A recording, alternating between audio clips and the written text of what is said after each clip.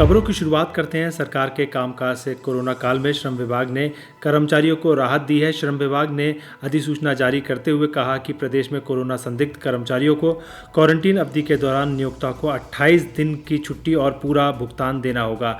श्रम सचिव हरवंश सिंह चुग ने बताया कि पिछले दिनों मंत्रिमंडल की बैठक में ये निर्णय लिया गया था, जिसके बाद ये आदेश प्रदेश में संचालित कारखानों, सभी दुकानों और व्यापारिक प्रतिष्ठानों एवं व्यापारिक केंद्रों को दे दिया गया है, जहां 10 या 10 से अधिक कर्मचारी काम कर रहे हैं। उन पर तत्काल प्रभाव से लागू किया गया है।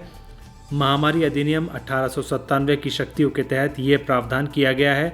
आदेश के तहत यदि कोई कर्मचारी या कामगार कोविड-19 महामारी में संदिग्ध होता है और उसे क्वारंटीन किया गया हो, उसका भुगतान या नियोजक 28 दिन का अवकाश मंजूर करेंगे और इस अवधि का पूरा भुगतान किया जाएगा।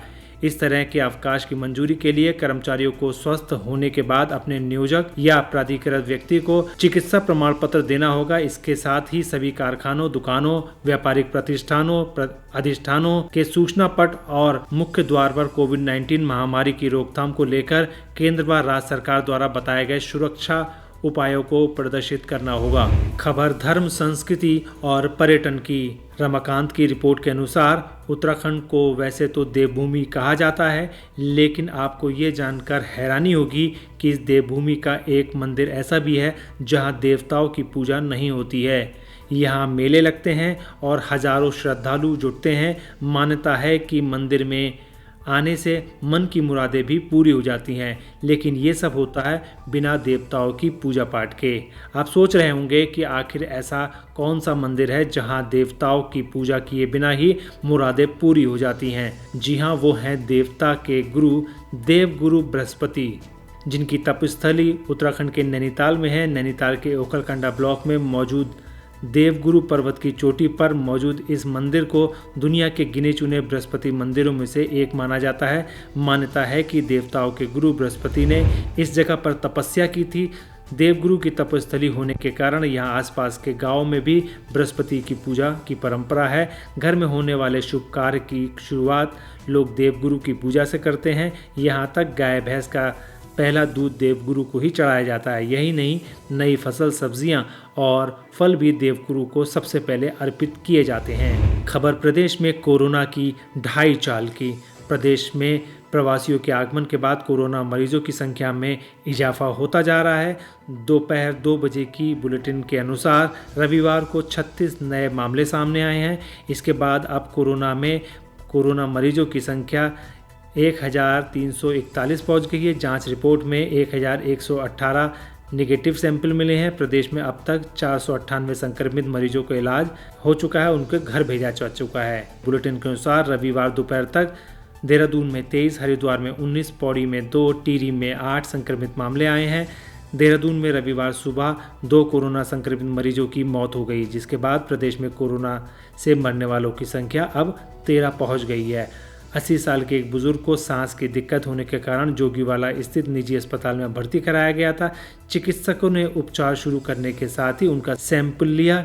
देर रात रविवार को कोरोना रिपोर्ट उनकी पॉजिटिव आई थी, जिसके बाद उसे अस्पताल में भर्ती कराया गया और उनकी उपचार के दौरान ही मौत हो गई। खबर रुद्रपुर के होटल में कोरोना के कारण सील की। प्रदेश में कोरोना के मामले बाहरी राज्यों से लौट रहे प्रवासियों में देखने को मिल रहे हैं। बाहरी राज्यों के अन्य लोग भी प्रदेश में अपने कार से लगातार आ रहे हैं। ऐसे में उनसे भी कोरोना से खतरे की घंटी बजी है। इसका ताज़ा मामला रुद्रपुर में देखने को मिला है।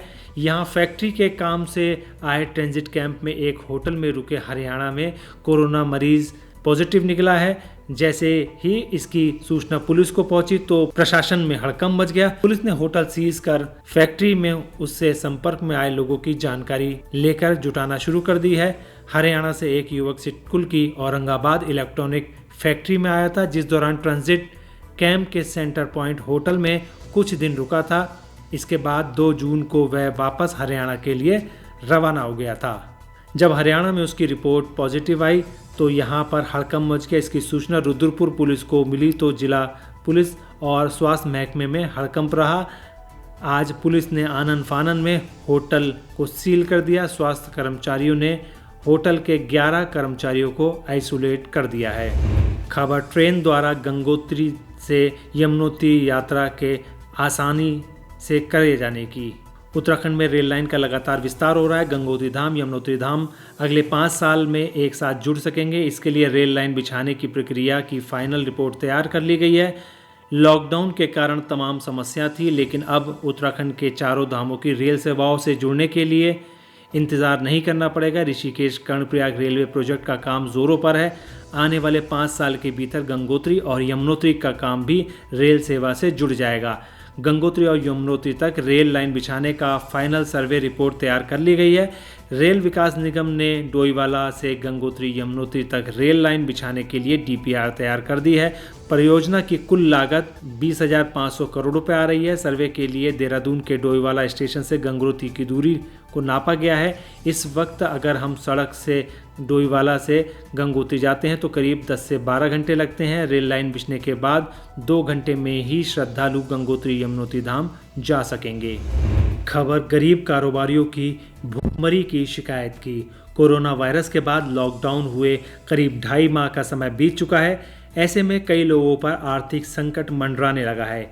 इसी संबंध में आज हल्द्वानी नगर के सब्जी ठेले फल वाले व्यापारियों ने नेता प्रतिपक्ष इंदिरा हृदय से मुलाकात कर लॉकडाउन के कारण व्यापार बंद होने से उत्पन्न आर्थिक संकट से उबरने के लिए ठेले और फल के संचालन करने की मांग की है। ज्ञापन में कहा गया है कि हल्द्वानी क्षेत्र के 500 से ज़्यादा गरीब परिवार हैं जो फल सब्जी के ठेले लगाकर छोटा रोजगार कर अपना परिवार की आजीविका चलाते हैं। सर ये 2.5 महीने हो गए हम लोगों को बेरोजगारी के घर पे बैठे हुए, लॉकडाउन जब से लगा। लेकिन अब शहर में सारी मार्केटें, सारी दुकानें खुल चुकी हैं। सिर्फ एक हमारी सब्जी मंडी नहीं है। अभी तक तो हमने जैसे कैसे करके गुजर बसर कर ली है।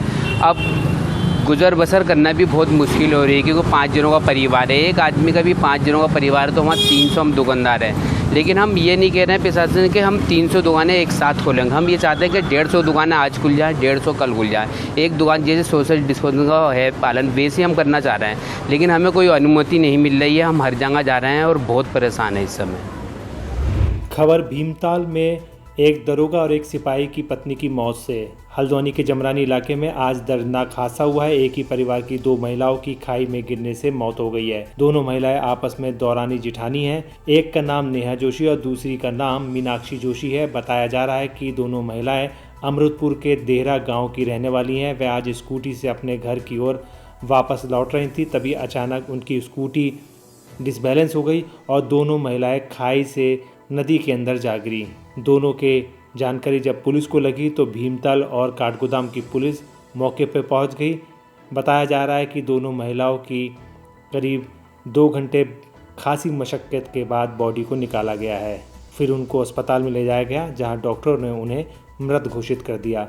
बताया जा रहा है एक महिला का पति अल्मोड़ा में सब इंस्पेक्टर है और दूसरा हरिद्वार में ट्रैफिक सिपाही के पद पर तैनात है। दोस्तों, हमारा यह वीडियो आपको कैसा लगा आप हमें कमेंट बॉक्स में ज़रूर बताइएगा। अगर आप इसको YouTube पर देख रहे हैं तो हमारे चैनल को सब्सक्राइब करिए। अगर आप Facebook पर देख रहे हैं तो हमारे चैनल को लाइक करिए और हमारे पेज को फॉलो करें। नमस्कार।